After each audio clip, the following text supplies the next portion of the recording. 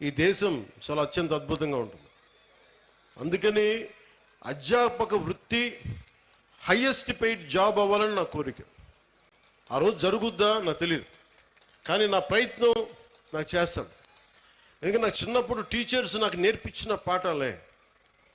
ఒక టీచర్ నాకు దేశభక్తి గురించి చెప్తే, ఇంకో టీచర్ నాకు సైన్స్ గురించి చెప్పారు. ఒక్కొక్క టీచర్ సరిగ్గా ఉంటే మనకి ఆ సబ్జెక్ట్ మీద ప్రేమ వచ్చేస్తాయి. సో టీచర్స్ కూడా నా విన్నపం, నాకు తెలుసు మీకు ఎంత కష్టాలు ఉంటాయో. మీరు నలిగిపోతూ ఉంటారు, పిల్లల్ని చెప్పి అలిసిపోయి ఈ పిల్లల్ని కూర్చోబెట్టినప్పుడు 5 మంది లెగుస్తూ ఉంటారు, మీరు అలిసిపోతారు. పోషకాహారం మీకు కూడా కావాలి. నిజంగా నాకు అదే అనిపిస్తుంది. ఎందుకంటే అలిసి నేను సభల్లో మాట్లాడుతూ గొంతు అవిసిపోతూ ఉంటుంది నాకు. సో పోషకాహారం పిల్లలకే కాదు, మీకు కూడా కావాలి. మీకు కూడా వైటమిన్ డెఫిషియన్సీ ఉందా, మీకు కూడా ఒకసారి వైటమిన్ డెఫిషియన్సీ ఉంటే విసుగు వచ్చేస్తుంది. సో అది కూడా చూడాలని నేను కోరుకుంటా ఉన్నాను. Highest paid job should be for teachers. ఈ దేశం బాగుండాలి. ఎందుకంటే మీరు సరైన టీచర్ ఒక్కళ్ళు దొరికితే దేశం తాలూకు దిశానిర్దేశాన్ని మార్చేస్తారు.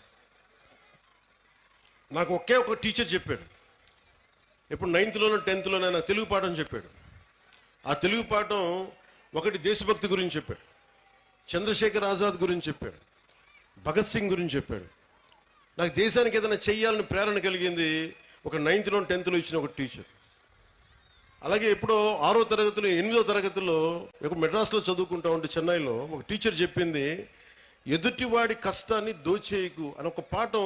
అది డైరెక్ట్గా ఉండదు, కానీ గుర్రం జాషువా గారు రాసింది ఫిరదౌసి పాఠం చెప్పాడు నాకు. మాట ఇచ్చి నా గురించి నువ్వు నా కోసం శ్రమ కూర్చి రాయి అని ఇచ్చిన తర్వాత ఆ రాజు ఫిరదౌసికి డబ్బులు ఇవ్వడం. నాకు రక్తాన్ని కరిగించి రాశాను, నాకు ఇంటే ఆ మాట అన్నందుకు ఆయన మీద చంపేయడానికి రాజు పెడతాడు.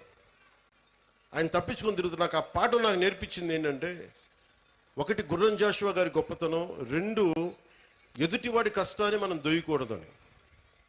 సో ఒక్కొక్క టీచర్ చాలా అద్భుతమైన పాఠాలు చెప్తారు. మీ హీరోస్ కూడా సినిమాల్లోనే చూసుకోకండి హీరోలని.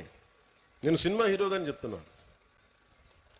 హీరోలు మీకు ఎలా ఉంటారంటే, మీకున్న అధ్యాపకులు ఉండొచ్చు. ఒక టీచర్ ఇక్కడ పొద్దున్నే ఆవిడ పేరు మర్చిపోయాను నేను,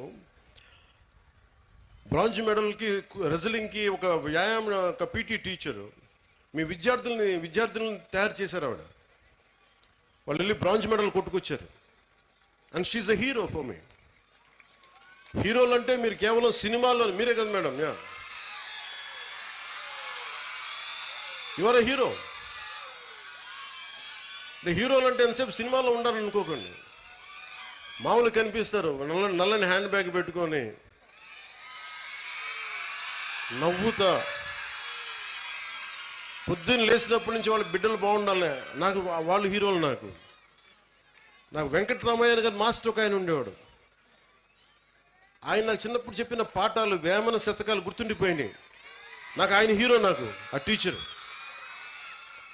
సో మీరు గొప్ప గొప్ప వ్యక్తులతో పాటు మీ సినిమాలకు వెళ్ళండి, ఆనందించండి, అన్నీ చూడండి, కానీ మీకు నిజమైన విలువలు మీ కళ్ళ ముందే ఉంటారు. మీ అమ్మ నాన్న ఎంత కష్టపడతారో చూడండి. మా అమ్మ నాకు నేర్పించింది ఏంటంటే, మా అమ్మ నాన్న ఎక్కువ చదువుకోలే.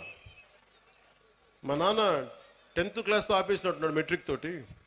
తర్వాత ఆయన కానిస్టేబుల్ నుంచి ఉద్యోగంలో ప్రమోషన్స్ మీద వచ్చినాయి. మా అమ్మ 5వ క్లాస్తో ఆపేసింది. కానీ వాళ్ళిద్దరి విలువలు ఎంత మంచి విలువలు అంటే, రోజు మా అమ్మ సాయంత్రం సంధ్యా సమయం అవ్వగానే దీపం ఇంట్లో లైట్ వేసి దండం పెట్టుకునేది. నేను 2-3 సార్లు చూశాను, ఎవరికమ్మా దండం పెడుతున్నావు అన్న. ఏ దేవుడికి దండం పెడుతున్నాను అడిగితే మా అమ్మ అంది, నేను థామస్ ఆల్వా ఎడిసన్కి దండం పెడుతున్నాను అన్న, మనకి లైట్ ఇచ్చినందుకు, మన బల్బ్ ఇచ్చినందుకు, ఎలక్ట్రిక్ బల్బ్.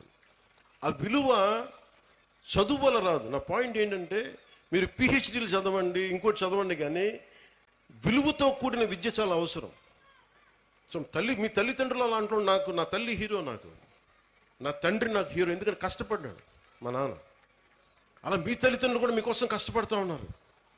విద్యార్థులు మీరు నేర్చుకో, మీరు చూడాలి. పాపం మీ అమ్మగారు పొద్దున్నే లేచి మీకు బ్రేక్ఫాస్ట్లు చేసి టిఫిన్లు చేసి మధ్యాహ్నానికి ఏదైనా మళ్ళీ ఇంటికి వస్తే ఏదైనా తింటామని చెప్పి మీకు వాళ్ళ కష్టాన్ని కూడా మనం గుర్తించామనుకోండి, తల్లిదండ్రుల కష్టం.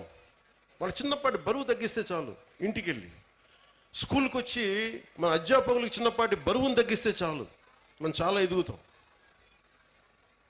అలాగే మీరు, నా కోరిక అంతా ఏంటంటే మీరు అద్భుతంగా అవ్వాలి.